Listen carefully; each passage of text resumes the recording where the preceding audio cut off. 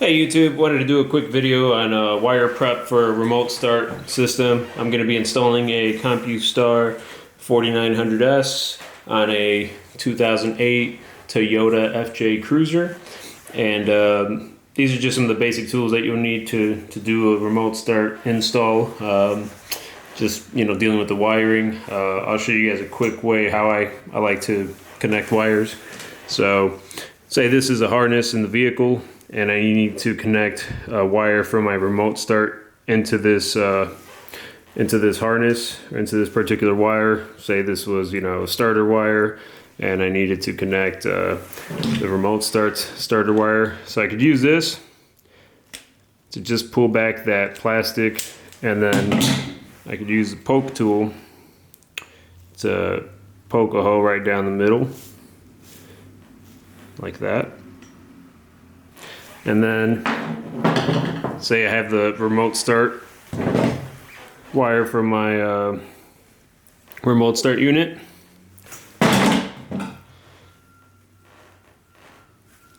Take the wire from the remote start unit and then just simply put it through like that.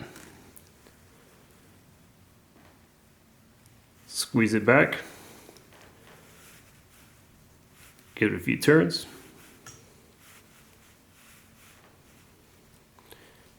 And then right there, I would just go ahead and put a piece of electrical tape over it, and I'd have a solid bond right there.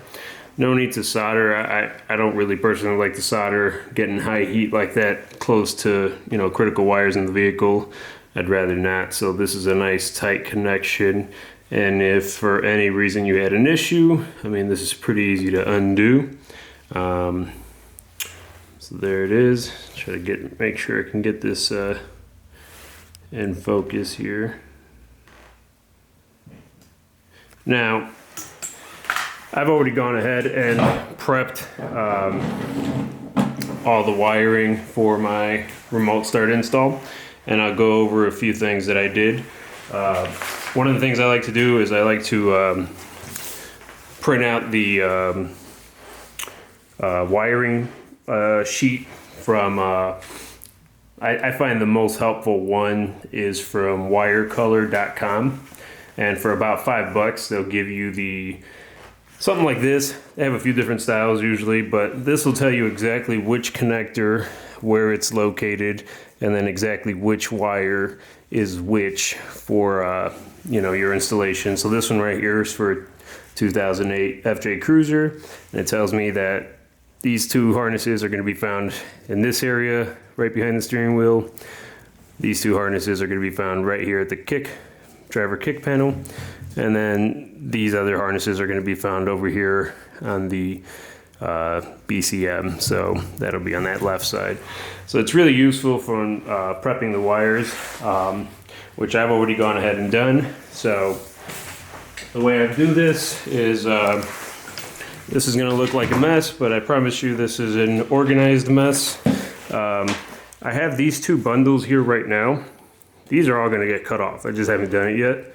But these two bundles are just wires that are not needed. I've already gone through and I've done some wire lacing or cable lacing on the wires that are going to go installed at the steering wheel. So if we look back at the sheet, this is kind of like the main harness right here that's located to the right of the steering wheel, underneath the dash there. And that's going to be your starter, your 12-volt constant ignition.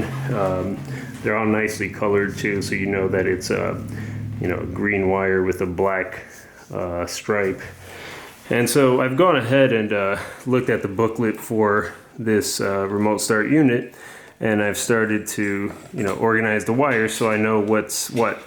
Now, one thing that I've had to do with this remote start is wire up a relay for a second ignition. So the reason for that is this vehicle has two starter cables and two ignition cables, and so because of that,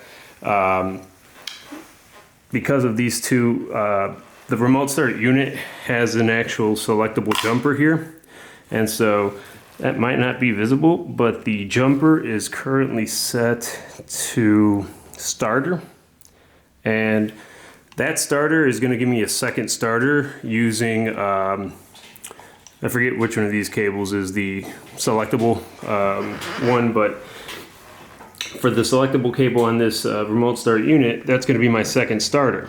But now I still have this issue of a second ignition. So there's an ignition 2 cable there. And so for that second ignition, I've had to wire up a relay to power up the second ignition. So I've got this status output cable from the smaller harness on the remote start unit. So this is going to trigger, it's like the switch. So I have it hooked up to pin 85 on this harness for the relay.